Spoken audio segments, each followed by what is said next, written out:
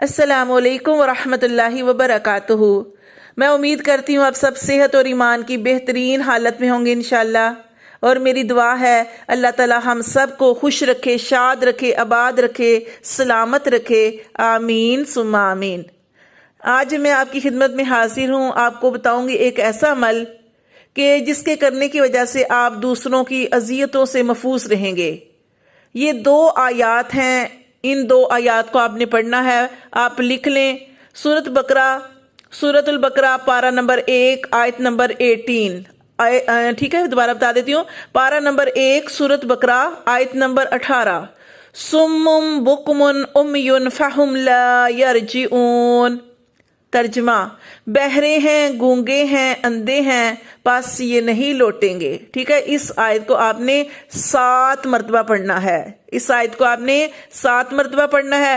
اس کے بعد دوسری آیت جو آپ کو بتا رہی ہوں وہ آپ نے پڑھنی ہے پارہ نمبر 22 سورۃ یاسین آیت نمبر 9۔ پارہ نمبر 22 سورۃ یاسین آیت نمبر 9، یہ آپ نے پڑھنی ہے۔ وَجَعَلْنَا مِن بَيْنِ أَيْدِيهِمْ سَدًّا وَمِنْ خَلْفِهِمْ سَدًّا فَأَغْشَيْنَاهُمْ فَهُمْ لَا يُبْصِرُونَ۔ اس کا ترجمہ بھی آپ کو بتا دیتی ہوں تاکہ آپ کے ذہن میں ہو۔ اور ہم نے بنا دی ان کے آگے بھی ایک دیوار اور ان کے پیچھے بھی ایک دیوار، پھر ہم نے ان کو ڈانپ دیا، پس وہ نہیں دیکھتے۔ ٹھیک ہے، یہ 2 آیات ہیں، آپ نے ان کو پڑھنا ہے، ان کا اہتمام کرنا ہے۔ انشاءاللہ تعالیٰ اس سے کیا ہوگا کہ آپ دوسروں کی اذیتوں سے محفوظ رہیں گے۔ ٹھیک ہے، اور دوسری بات یہ ہے کہ ہمارا مقصد یہ نہیں ہے کہ ہم کسی کو دکھ دیں، کوئی تکلیف پہنچائیں، بلکہ ہم خود ان لوگوں کی اذیتوں سے بچنا چاہتے ہیں۔ تو پھر یہ 2 آیات جو ہے پڑھیں تو انشاءاللہ تبارک و تعالیٰ اللہ تعالیٰ آپ کو تمام حاسدوں سے، شرارتی لوگوں سے، ٹھیک ہے، وہ آپ کو بچائے گا اور آپ محفوظ رہیں گے۔ دیکھیں، نبی صلی اللہ علیہ وسلم کی ایک حدیث کا مفہوم ہے کہ آپ صلی اللہ علیہ وسلم کی حدیث کا مفہوم ہے کہ آپ نے فرمایا کہ مسلمان ایک جسم کی مانند ہے۔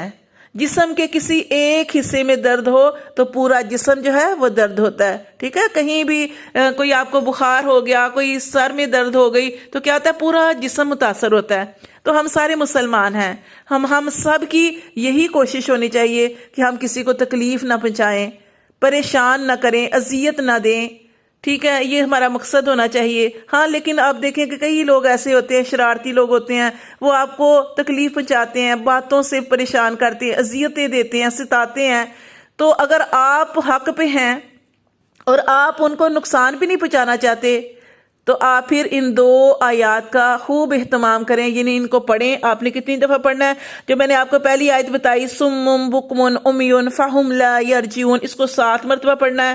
اور دوسری آیت جو میں نے سورۃ یاسین کی آپ کو بتائی، پارہ نمبر 22 آیت نمبر 9، وَجَعَلْنَا مِن بَيْنِ أَيْدِيهِمْ سَدًّا وَمِنْ خَلْفِهِمْ سَدًّا فَأَغْشَيْنَاهُمْ فَهُمْ لَا يُبْصِرُونَ، اس کو 1 مرتبہ پڑھ لیں۔ ٹھیک ہے، یہ پڑھنے کے بعد اللہ تعالیٰ سے دعا کریں کہ اللہ تبارک و تعالیٰ جتنے بھی ہمارے دشمن ہیں، اللہ جن کو ہم جانتے ہیں نہیں جانتے، اللہ تعالیٰ تو جانتا ہے، ان سب کے شروں سے، اذیتوں سے اللہ تعالیٰ ہم سب کو محفوظ فرما۔ ٹھیک ہے، انشاءاللہ آپ ضرور اس کا اہتمام کریں، انشاءاللہ تعالیٰ اس سے آپ محفوظ رہیں گے اور ان کو بھی کوئی نقصان نہیں ہوگا۔ ٹھیک ہے، میں انشاءاللہ تعالیٰ آپ کو پھر کسی نئے ٹاپک کے ساتھ میری آپ کی ملاقات ہوگی، تو تب تک کے لیے میں اجازت چاہتی ہوں۔ فی امان اللہ۔